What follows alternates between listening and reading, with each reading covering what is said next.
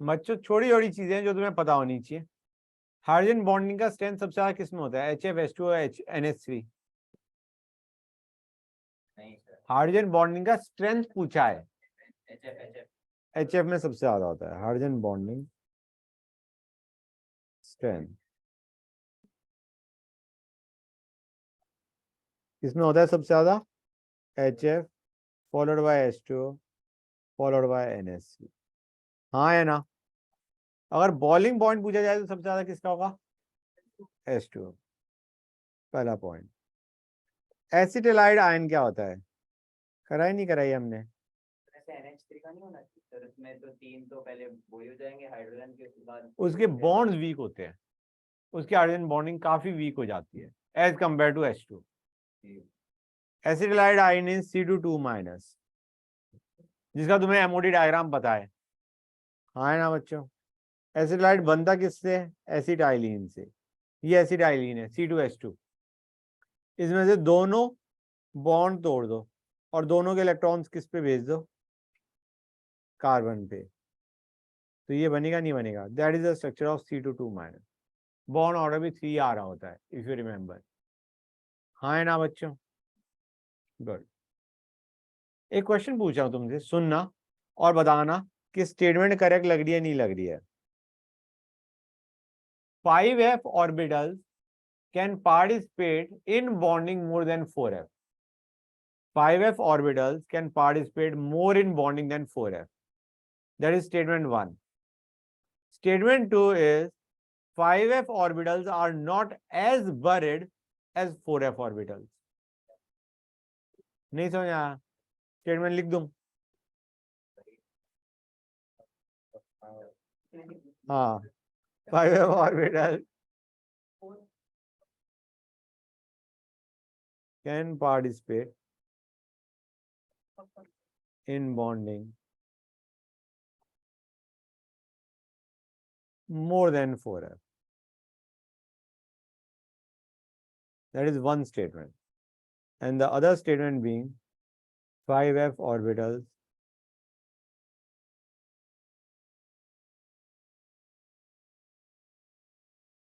are not as buried as 4f orbitals. Statements एक assertion है, एक रीजन है। मुझे बताओ सही लग रहा है या नहीं लग रहा है? अगर गलत है तो बताओ सही है। buried inside, yes inside। Statement के टर्म्स में वही वही मतलब है, उसने सही बोला था भाई। Do you realise 4f is close to the nucleus as compare to 5f? Close means more attraction. More attraction means उसको इलेक्ट्रॉन्स को, देखो जब रिएक्शन हो रही होती है या जब बॉन्डिंग हो रही होती है तो electron move to outer shell, right?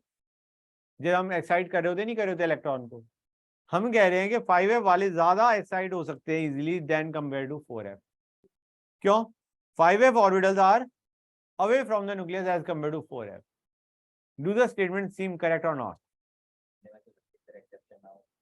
हाँ, लैंग्वेज से समझ आ रहा ही नहीं आ रहा है। Both of them are correct. Good, that is nice, that is all I wanted to tell you. Next पे आते हैं।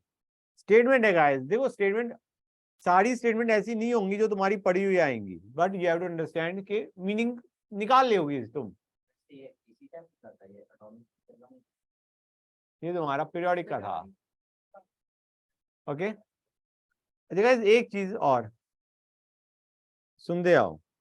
Li2O, बेटा Li2O पैरा होगा या डाया होगा?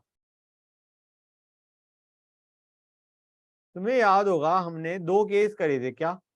Na2O2 and KO2। बेटा Na2O2 के अंदर क्या होता है हमारे पास? O2 2- होता है ना? That is peroxide and it is dia. pi star 2px2 pi star 2py2, it is dia. और KO2 में O2- होता है, दैट इज पैरा। और नंबर ऑफ इलेक्ट्रॉन से ही सिंपली देख सकते हो। Li2O को कैसे बताओगे? गैस ऐसे देखो, Li+ है, O2- है। O2- में तुम्हें कहीं अनपेयर्ड इलेक्ट्रॉन दिख रहे होते हैं क्या? Li+ में कोई अनपेयर्ड इलेक्ट्रॉन है? नहीं है। O2- में कोई अनपेयर्ड इलेक्ट्रॉन है? नहीं है। तो these are dia, this is dia. NaCl को लो, NaCl पैरा होगा, डाया होगा। NaCl is also going to be dia. समझ आया नहीं आया बच्चों? Good.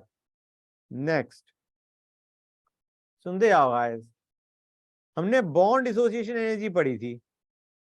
Bond dissociation energy the energy required to break the bond. F2Cl2 Br2 I2 सबसे ज्यादा होनी किसकी चाहिए? Bond dissociation energy the energy required to break bond. मैं पूछना चाह रहा हूं F2Cl2 Br2 I2 में से सबसे ज्यादा किसकी होनी चाहिए? और F2 की कम होती है, इफ यू रिमेंबर, रिपल्शन होती है। Very small size, bond length बहुत कम है और उसका पेयर ऑफ इलेक्ट्रॉन्स काफी ज्यादा है। तो तुम्हारा Cl2 सबसे ज्यादा होता है, followed by Br2, followed by F2 and followed by I2। ये हम बॉन्ड डिसोसिएशन एनर्जी देख रहे हैं। ये हमने क्यों देखा F2 का ऐसा? Because of lone pair repulsion in F2। Okay guys, कुछ समझे या नहीं समझे? Very nice. अच्छा एक चीज और बताओ बच्चों, आइस में और वाटर में हाइड्रोजन बॉन्डिंग ज्यादा किस में होगी?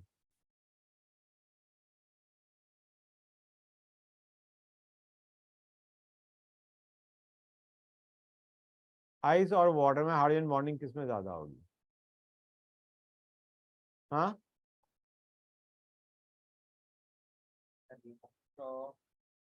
तुम्हें याद है मैंने क्या बताया था कि तुम्हारा H2O आइस में ये water tetrahedral structure, each water molecule is bonded to 4 other water molecule. ठीक है ना बच्चों?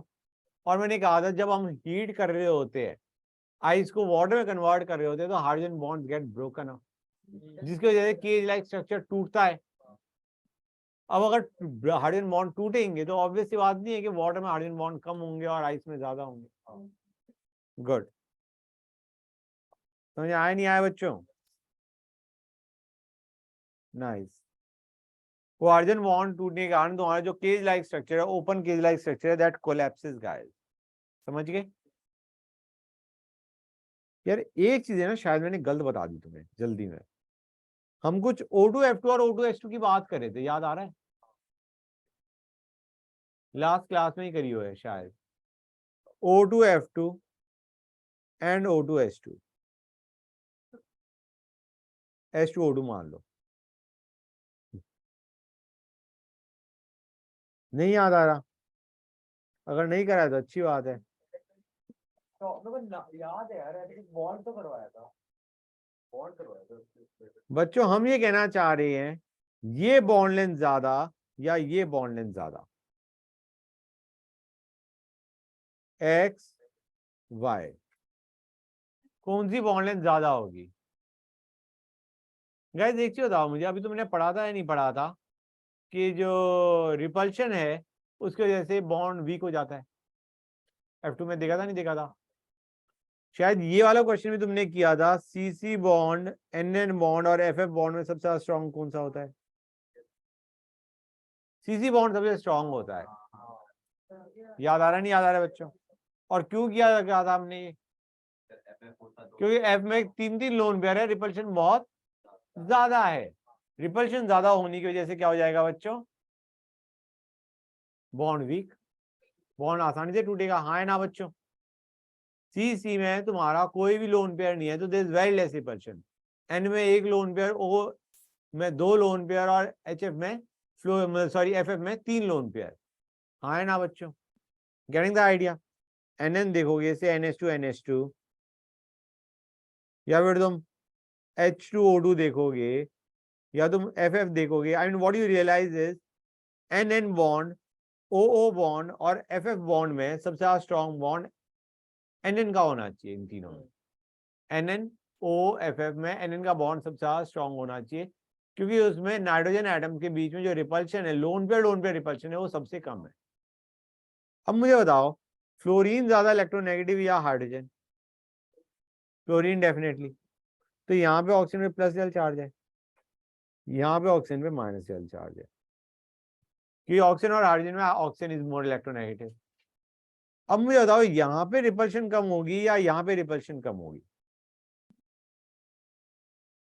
क्यों बेटा? प्लस वाले में कम होगी। प्लस वाले में रिपल्शन क्या होगी? कम होगी। क्लियर है नहीं ये चीज?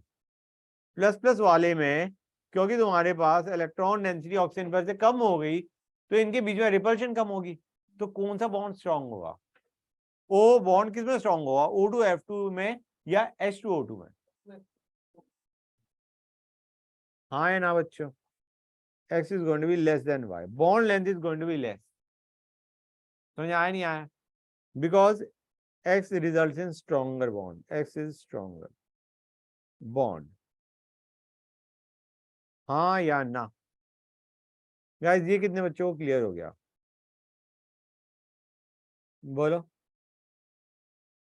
भाई, यहाँ पे चार्जेस कम है तो रिपल्शन भी काइंड ऑफ कम है। क्लियर है बच्चों? चार्जेस कम है, रिपल्शन कम है, और रिपल्शन कम होगा तो हमारा हम कहेंगे बॉन्ड स्ट्रॉन्ग। यहाँ पे हमारा इलेक्ट्रॉन डेंसिटी बढ़ गई, वैसे ही ऑक्सीजन ऑक्सीजन में रिपल्शन होती है बिकॉज ऑफ लोन पेयर। यहाँ पे रिपल्शन और बढ़ गई तो बॉन्ड बिकम्स वीकर। हाँ है ना?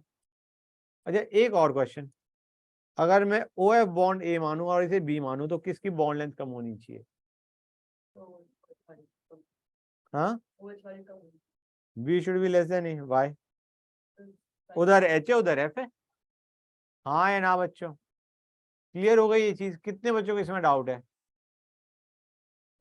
बेटा O तो दोनों में सेम है, फ्लोरीन और H में छोटा कौन सा है? जो छोटा उसकी बॉन्ड लेंथ कम, बॉन्ड लेंथ कम, बॉन्ड स्ट्रॉन्ग। हाँ या ना गाइस? ओके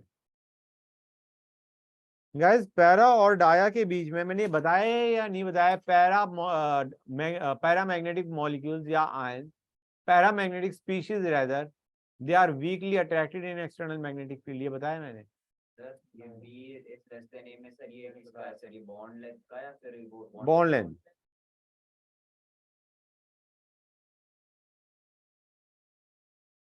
यहाँ पे भी जो मैंने x लेस देन y लिखा है बॉन्ड लेंथ लिखा है बेटा, ठीक है ना बेटा?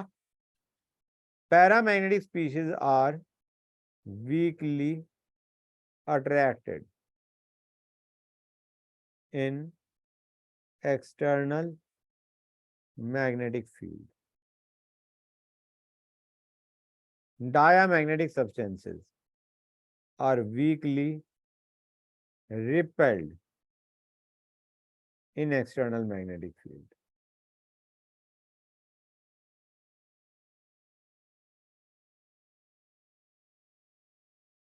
क्लियर हुआ या नहीं हुआ बच्चों? हाँ, कुछ नहीं करना है, याद करने का है। हाँ, एक्सटर्नल मैग्नेटिक फील्ड। हाँ, इसका क्वेश्चन ये आ जाएगा, इंस्टेड ऑफ सेइंग कि पैरामैग्नेटिक स्पीशीज बताओ, ये पूछ लेंगे which of the species are weakly attracted in external magnetic field. मतलब वो पैरा और डाया को डायरेक्टली ना पूछ के स्टेटमेंट की फॉर्म में पूछ लेंगे। गाइस ये मैंने तो शायद बता दिया था कि B2H6 इज इलेक्ट्रॉन डेफिशिएंट और नॉट? इलेक्ट्रॉन डेफिशिएंट है। मतलब ऐसे मान के चलो, बोरॉन की जगह अगर कार्बन होता, सपोजिंग बोरॉन की जगह तुम्हारे पास कार्बन होता, तो do you realise you would have required CH3CH3। मतलब कितने इलेक्ट्रॉन्स लगते सिंगल बॉन्ड बनाते हुए, कितने इलेक्ट्रॉन्स की जरूरत पड़ती to complete the octet? Total electron 6 यहाँ पे, 6 यहाँ पे और 2 यहाँ पे, 6 एक CH3 में। अगर कार्बन होता बोरॉन की जगह